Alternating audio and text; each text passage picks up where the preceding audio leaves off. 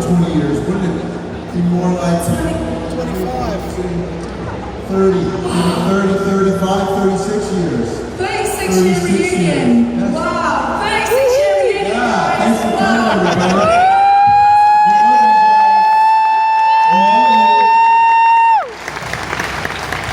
The next movie that we're going to make together will be called Cops on Canes. Wow. So, First Police Academy came out in 1984. See my love. Okay. So the police.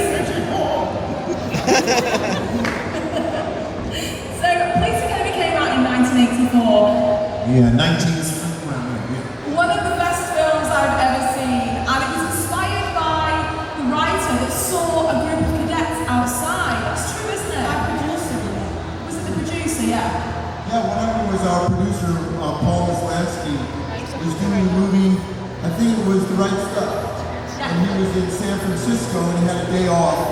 So he's walking around and he saw these, they were having a parade and he saw these sort of mismatched misfits of police people walking around. And he asked somebody, who are those police people? They didn't look like real police people. They were rumpled, they were out of shape, they were all different sizes. And so we said, well, we don't have enough policemen to patrol the area, so we have cadets. So this producer said, wait a minute, that's a really cool idea. Because years ago in the 20s, they had a movie called The Keystone Cops, which is a very funny group of cops who were sort of crazy. So we thought, maybe I can make the Keystone Cops. So he went to Warner Brothers, who he's working for, and he said, can I develop the movie? He developed the movie, and Paul was kind of, just a working man at the time. And after we did the first police, he called me from his Jaguar when he was driving out of a Hornberg Jaguar distributor on a cell phone, and he said, I'm a millionaire. I'm a millionaire in one night. And Police Academy went on to be one of the biggest earners of that day, and we are still one of the biggest franchises ever. And we're so lucky to be in it. And I gotta tell you, we were all talking, we love you. We are so happy and grateful for the love that you show us for the last 35 years. You've started our careers, we've become world famous because of you, and we really owe it all to you. So, we feel the love that you have right now for us. And when you talk to us online and when you're sitting here, we love you too. So thank you so much for coming. And we really appreciate you being here. We love you.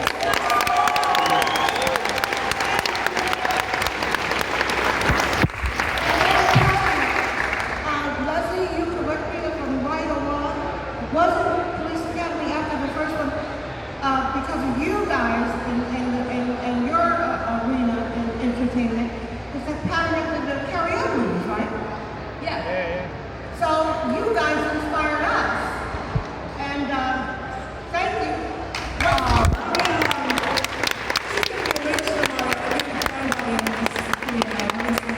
So let's just give the Police Academy a little bit of context. So the first movie was made on a budget of $4.1 million back in the 80s, which was a lot of money back then. Really? Sorry, do you want to say that again? $4.1 million with Canadian conversion came out to 5.2. So we have a little bit more to spend. So that's how much it made, and have a guess how much it actually made at the box office? $81.8 million. That's absolutely amazing. And in today's dollars, that's $250 million. That's amazing. Like, you wouldn't ever. Did you ever think that obviously the film like that, when you guys were making it, when obviously it was pitched to you, did you ever think that it'd be as successful as it is? We had no bloody idea. Something important was going on. We kind of figured out by the time the second or the third one, hey, maybe this is a good idea. Well, I gotta tell you something. When I first got the script, I got finished doing a movie called Diner. And thank you. Everybody see Diner? Anybody? really a great movie. Mickey Rourke and Kim. I was so young. And I remember getting the script, and I thought that, first of all, the script really made me laugh. Neil Israel and Pat Proft wrote it, and then Hugh Wilson, our director, who was really brilliant. He did a television series called WKRP in Cincinnati. I don't know if have you ever seen that? Was that over here? And it was a really great show. And I thought it was a cross between Stripes, an officer, and a gentleman. And I thought, this is really funny, and if they make it right. And I got a feeling about Hugh Wilson. And I remember I got an audition for the movie, and my father actually was a New York City policeman. He was on special ops, which means he was a kind of a crazy cop, my father. He would jump from buildings and sleep in trash cans, and not in real life, but to catch cops, to catch dirty cops, and to catch criminals. So I had a screen test, and it was actually offered to Michael Keaton, and he had just done Night Shift. And he was sort of getting a lot of heat, and he didn't want to even read the script. So they had an audition, and it was between me and this guy named David Naughton, who was most famous from doing these Dr. Pepper commercials. Really talented guy, much more talented than me. And we did the audition, I did the screen test, and my father gave me his Police Academy shirt, the original Police Academy shirt that he wore in the New York City Police Academy. So I wore that as a lucky charm for my audition, my screen test. And at the end of it, I saw David Naughton's audition, and it was really great. And I thought I didn't get the part, so I went home to my little apartment, which was a one-room apartment, where I pulled out to sleep on the couch. Murphy bed, exactly. Eddie Murphy bed. And I got a call from Paul Maslansky, the producer, and he said, listen, I gotta tell you something. Both auditions were really good, and I gotta tell you, David Naughton is really talented. This guy could sing and dance and all that. But for some reason, while we were watching the audition, the screen test, the executives from Warner Brothers stood up and said, we want that guy. And I really owe it to my father's lucky shirt. So, Police Academy, I know, changed my life in such an amazing way. It created such an experience for myself, my family, and my friends. And it's really all because of you. So I feel how much love there is in the room right now. You guys are giving off so much love and kindness. And I just want to tell you, every day I thank you, and I love you guys so much. So thank you so much. Thank you for coming. This is my first Comic-Con, so to be able to be up here with my friends and be in a room with you guys, this is a joy, because when you do films, there's 100 people on a set, and it's a crew. But we really get to meet you, and to talk to you, and see what you like, and feel the love that you have. So, thank you so much. Thank you. This is first Comic-Con. Imagine when he gets to number 10. I'm literally just about to cry. Is everyone feeling the love in the room right now, Manchester? Come on, guys, it's amazing. So I'm just going to go through a couple of scenes that people have put online that we particularly loved. One of my favourite scenes was you, Leslie. Let's give it up for Lieutenant Debbie Callahan. So Debbie Callahan's character in Police Academy was a very strong female character, and she could kick ass. Yeah. You mess with her. So I just wondered, Leslie, what was it like, obviously in the 80s, playing a very strong female character? It was like being let out of jail. Because especially when you're my size, I'm tall, I grew up heavy. You didn't, you never,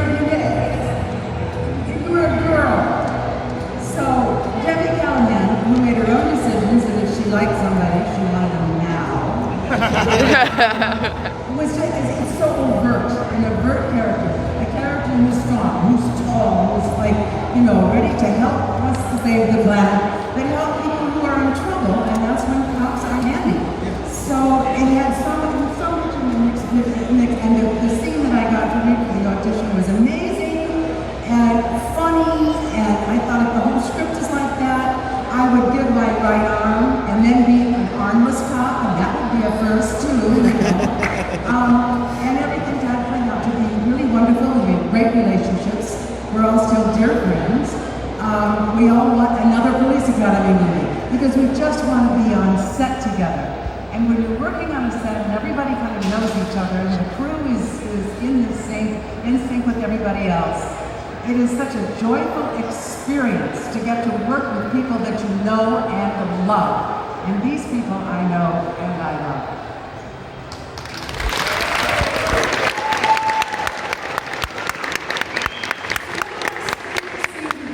Is where there's a scene where she kind of rips open a guy's top.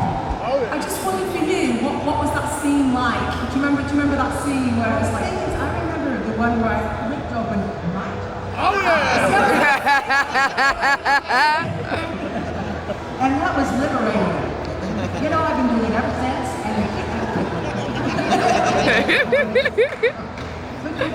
Oh God, I have one thing to tell you about that scene. Yeah, was it embarrassing or was it okay when you When co-star? I read this scene, before I went to Toronto where we shot the movie, they took an old insane asylum and they made it into a movie studio, and it worked as a movie studio for years. But in that scene, the shirt comes over, therefore you're wearing a bra. I went to the drugstore and bought the cheapest latex 12-hour bra you can find. And it was, it's dull looking, it's white at least, but I thought, this is a tough cop. She's not going on laces to work. So at any rate, I got to Toronto and we're having a fitting for the movie and getting my uniform together. And I said, by the way, I brought Alan's bra. And they said, oh no, Paul wants it to be one of those really lacy things that you can sort of see through. And I said, I don't think she's the kind of, anyway, I won the battle. Thank you for writing that up for us. We really enjoyed that story. Thank you, Leslie. That 12-hour bra lasted 35 years. It's not like my life is inactive. Marion, at the end there, I love your character, Lieutenant Cadet Hooks. She had a very high voice in particular scenes. I just wondered, how did you prepare as an actress? I mean, did you take lessons off the legend of Michael here that can do all the voices? Or, I mean, how did you prepare? How did you get your voice so high like that to do Hooks?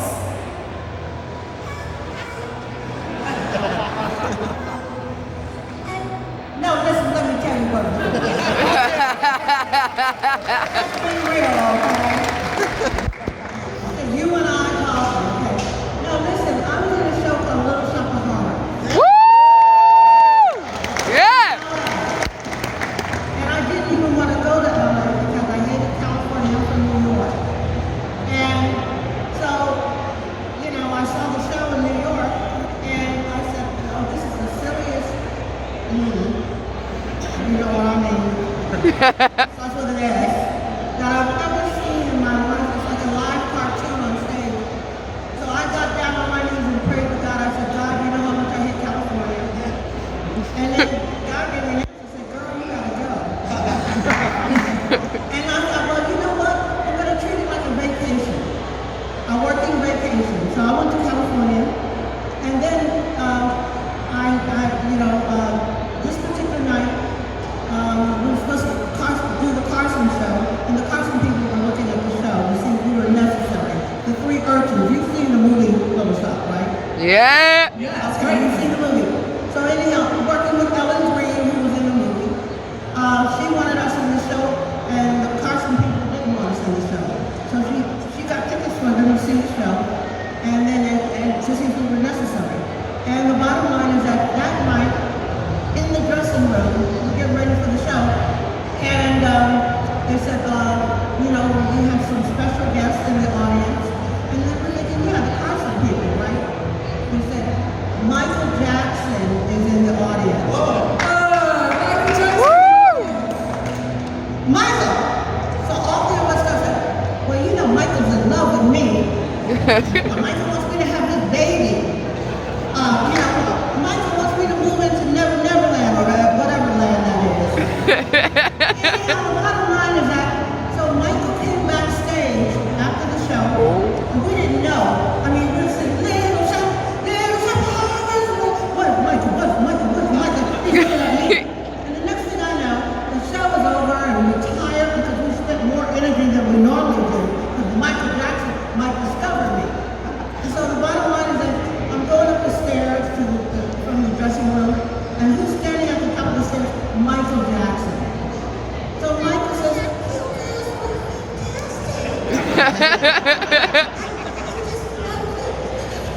and he kissed me on the cheek.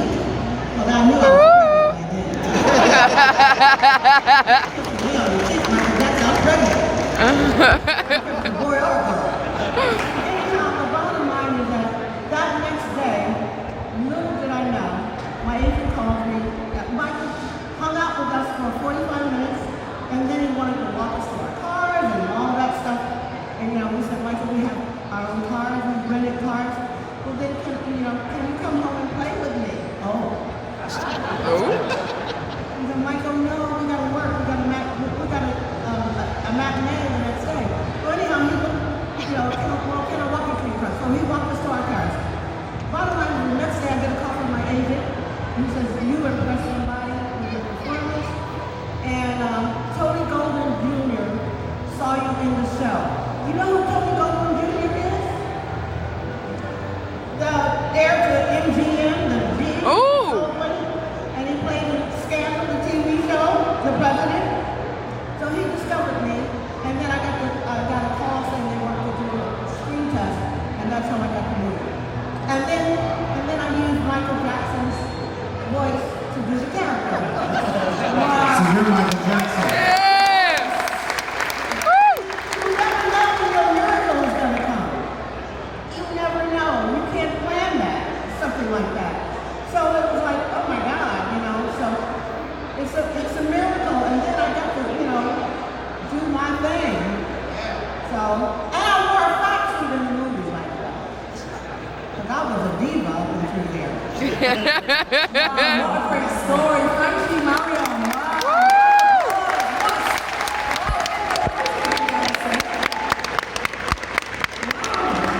So, Michael, you are... Yes, the other Michael.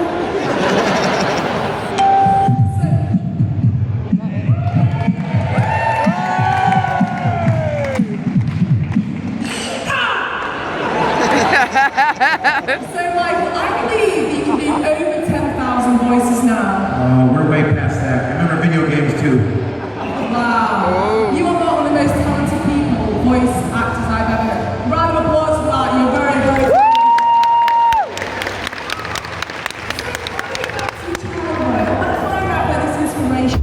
So, I believe when you were younger, you lived by an airport. So you kind of listen to the sounds of the planes coming in. Yeah. So was that kind of your inspiration to kind of like listen to the different sounds and kind of practice them and learn them? Obviously, I didn't have a lot of friends. So I found myself being the stuff I heard. 4 o'clock in the morning on the Air Force Base. And Mom's going, there's nobody flying at 4 o'clock in the morning. Who's doing that? It's a 6-month-old baby making noises. That's me. I love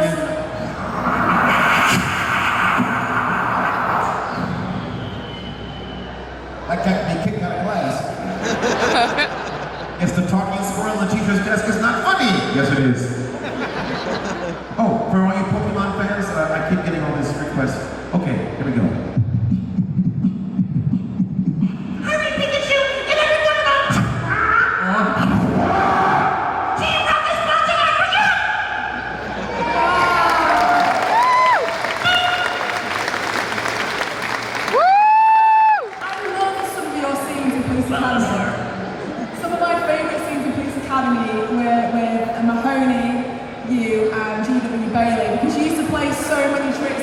GW Bailey. Like, I loved him. He was amazing. Lucky for GW wasn't. He's lucky. He's real lucky. So, you guys have a good relationship because obviously you guys are always playing tricks on him. Like, We do. Harris was always getting all the horrible tricks played on him through security. Yes, Remember the one when practical. he kind of made him on train? Remember that scene when he was going through security? Do you remember that? I love that scene. We did a lot of practical jokes, but not on Bubba Smith. Bubba went on. Y'all go ahead, I'm waiting for you. We knew better. Bubba's kind of big.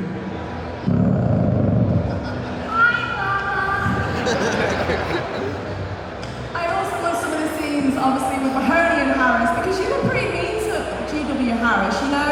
He kind of blacked out his eye, all the different like little tricks that you played on him. What was the relationship like between you and GW Harris? First of all, GW Bailey.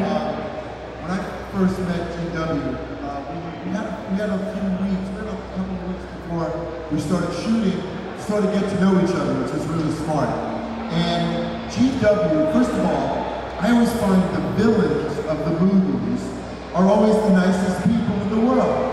It's so weird, you know, before I met GW, I'm thinking I'm gonna meet a really mean guy. And he walks GW, the nicest fella in the world, and he's the kind of guy who said, and he's a great chef, and he had a gumbo party at his apartment. He had a kitchen and everything, and he made this incredible gumbo. You guys know what gumbo is? It's a big soup with all kinds of shrimp and everything. It's kind of a New Orleans, Texas recipe, and it was great. Everybody loved it. We all got to know each other really, really well. So GW, not only is he the nicest guy in the world, but he's actually an incredible actor. He was recently in shows called The Closer and stuff like that. But he's also an acting teacher. So when I was working with him, we were all working with him, we're not only working with an actor, but we're working with an acting teacher. So when you work with somebody like that, your game gets better. And we had such a great time. He was such a really good sport playing the villain. He always got his comeuppance. But you know what the deal about playing a villain is, the better the villain is, the more heroic the heroes are. And we could never have been as funny or as likable or as heroic. The cadets could never be that way without a great villain. So the writers and the producers and the director made GW very powerful.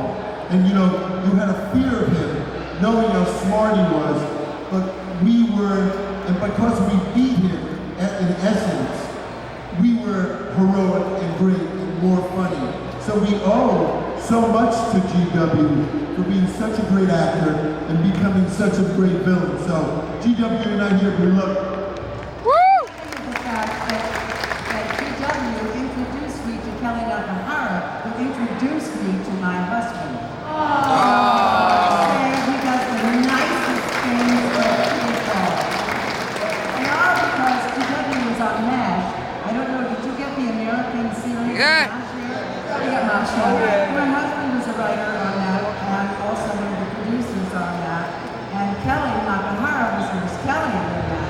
So that's kind of all it, they all knew each other. And GW sort of is the reason I'm married. Please come to The TV series MASH. Wow. He was Sergeant Rizzo in the TV series MASH. I noticed here in the UK you run the series MASH with no laugh track. Very good. So what we're going to do now, I'm going to do a Q&A. There is a lot of people I know that want to ask these guys questions. It's been over 30 years since these guys have been amazing. So, well, let's get some questions from you guys. Where you got me? Where are you? I can't see you. Yeah, where's the lady? Ah, there we go. This lady here. Hi, did any of you take any souvenirs from the set? Did anyone take any souvenirs from the set? A husband. I took a uniform. I don't have it now. Something happened to it, but the bottom line is that they gave me a duplicate uniform. I was like, ooh. So, you know, anybody here from Warner Brothers? I don't have it. I actually took Carrie Mahoney's shield, and I took his baton, and I took a couple of other things. I knew. I mean, I'm pretty, I have good instinct. And when we were done with the movie, I said, this movie is going to be really great. And it was a small movie for Warner Brothers. So I stole as much of the wardrobe as I could. Because I really knew there was going to be a hit. I really did. I took home Callahan's Playtex Living Raw. I could still fit my original shirt. I can still fit, I have the shirt. But the best part is, what I took away from it, the ability to not live in my car anymore. So I was mobile homeless, but not anymore. After that movie, I had a small oven to live in, a small apartment. Yeah, even the cat was small. So we all got souvenirs under marriage. That's your answer. So we're always looking for more souvenirs. Don't be shy. Anything at all? Anything? Don't be shy. Question over there? Here? Hi,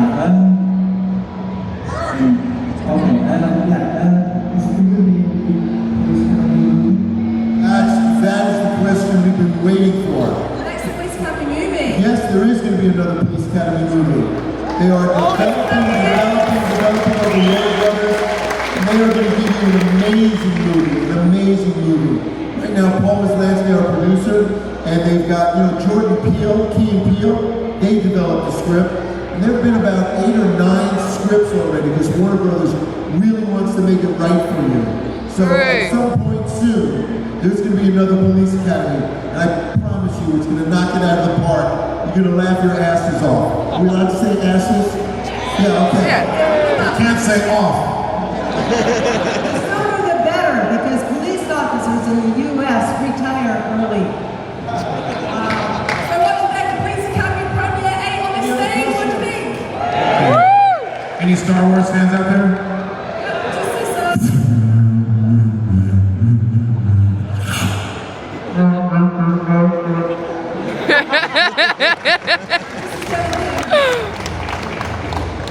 Just this,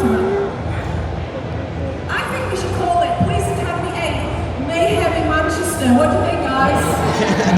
Yeah? That'd be a totally different police academy. Have you got any George Gaines stories? The Police Academy is a holy house, a joke. Well, George Gaines, first of all, was the classiest guy you could ever meet. His manners were impeccable.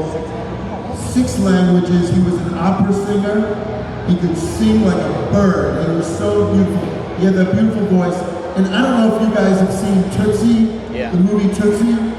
Well, he played, the soap opera star, and he was in love with Dustin Hoffman. He's such a brilliant actor. If you look at his credits and watch his movies, since he was young, he was on stage, he sang, he was so brilliant. And I remember when we did the podium scene, I don't know if you remember that. I was supposed to be under the podium with a porn star and a hooker. And George is at the podium saying a speech, and underneath the podium, something is going on, which you're all adults, and I'm sure you know what's going on. And I asked George, I said, George, and he was hysterical. You watch that scene, it was just hysterical. And I was watching him film it, and I just couldn't, everyone was laughing so much, they had to stop, tell everybody to stop laughing. It was so funny. So afterward, I said to George, George, when you were doing that scene, what were you thinking of? Were you thinking of some sort of acting class, or were you thinking of some sort of Stanislavski, which is an acting school? He said, no. I was thinking, when I was 17, we went behind the barn, and I did exactly that. So I was thinking of being behind the barn, and I think her name was Mary Lou Estrada, and it was me and Mary Lou Estrada, and thank God for Mary Lou Estrada. That's who made the scene funny, and I just couldn't believe it. He was a great actor, and God bless you, George. We love you.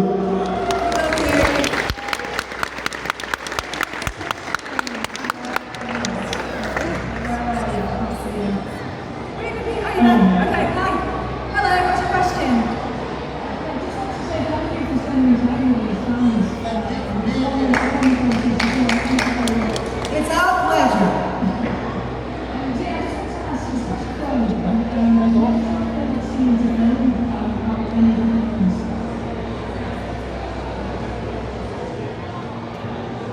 Now you, I'll show you the light. I see.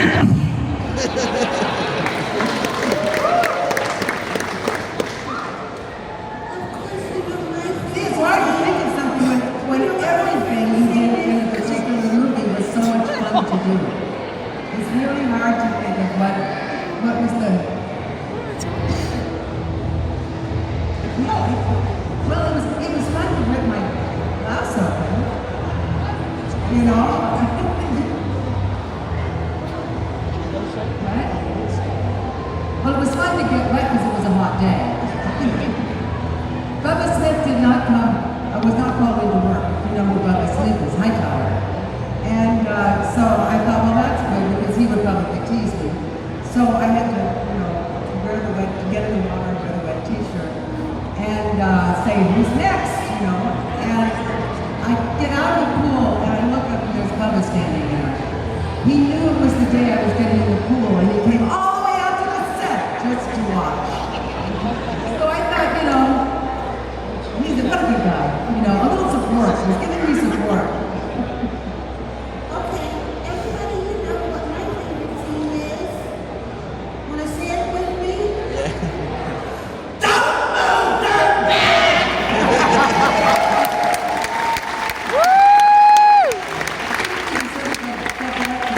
George Gaines. I had known George Gaines. I worked with George Gaines on Broadway, and I adored him and his wife.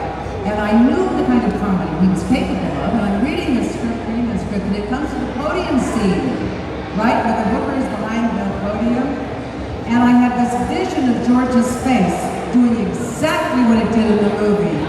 And I slipped. I was in a chair, easy chair, and on the edge, and I slid out and fell flat on my ass on the floor. And just thinking about George made me so overcome with the giggles.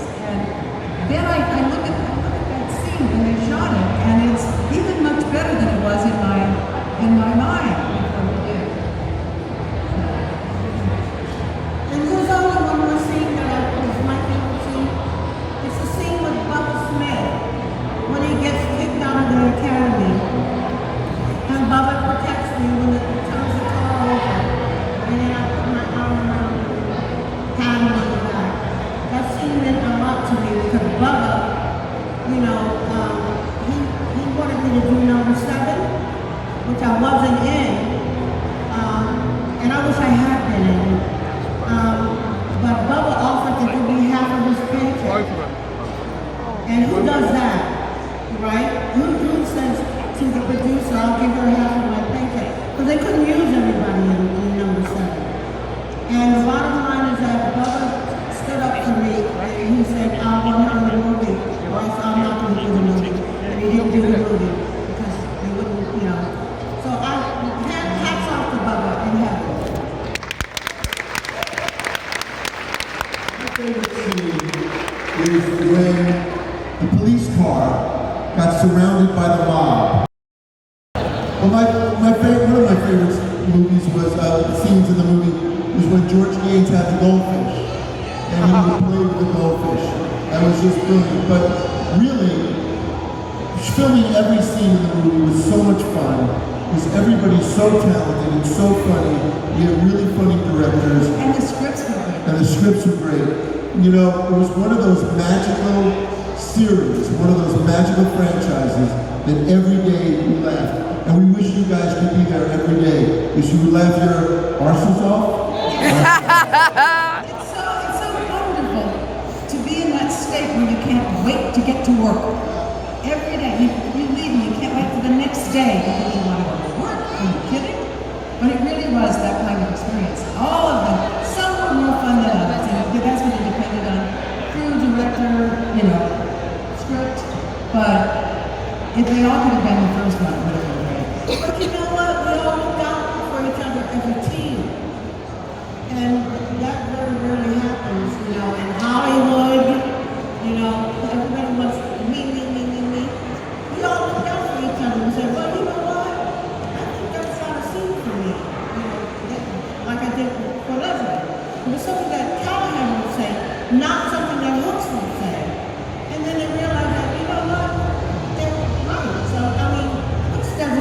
long speeches. And another scene that I loved was, I think it was number 6, when we were in an alleyway and guys came up to Callahan and myself and said, you know, they were threatening us, and Callahan's, because she was always for me. Remember when I got over the wall, she was the one that was happy for me. And, you know, the guys were threatening, and she says, Hooks, go get back up. And I'm like, but I don't want to leave you. You believed in me. And she says, now. And I was like, and I had to run out of the scene. But she took on those bad boys, didn't you, girl?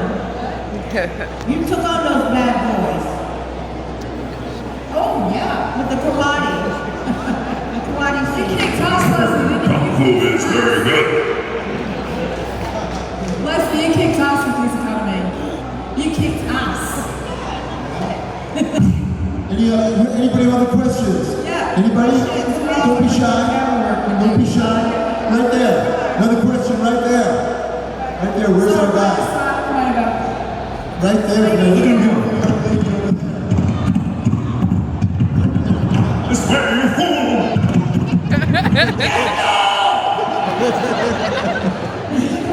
Oh my God. Steve, yeah? If you were given 4 scripts today, one for Police Academy, and one for Short Circuit, which would you take? Well, what I would do is I would ask Michael to do my voice. I would ask the girls to do an impression of me, and I would do both of them. Because I wouldn't want to miss either Short Circuit or Police Academy. Both. A great question. Great question. Thank you. Thank you so much. Who else? Any other questions? Anybody else? Don't be shy.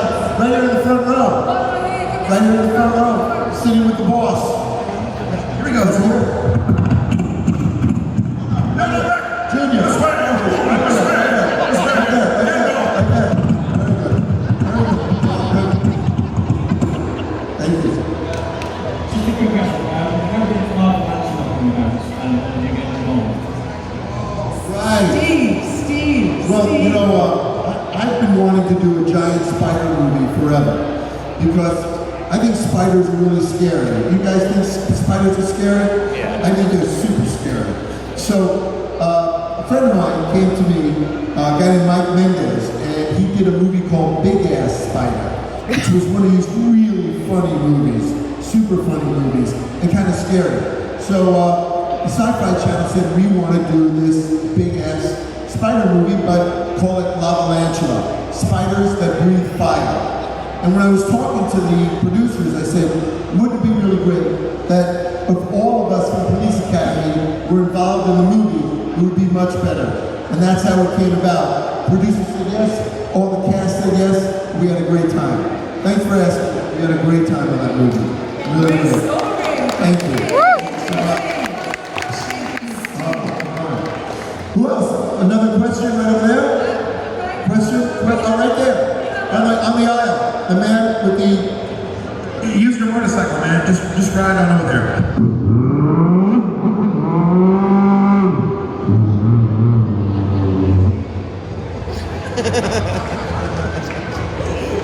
We can't hear you.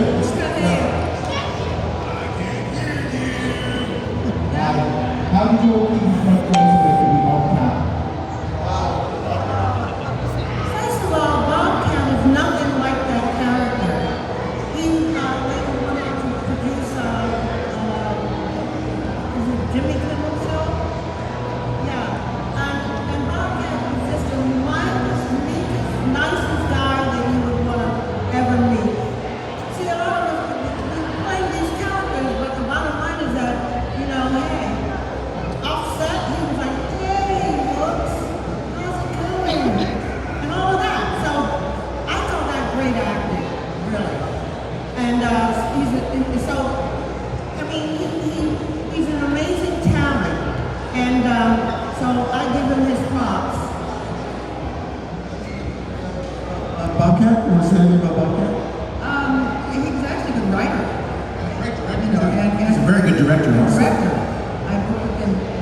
Yeah, he's great. We love Bobcat. And actually, I met him when his name was Bob. So I call him Bob.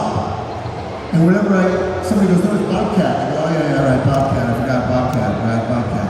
But I actually introduced him to his first wife. Because his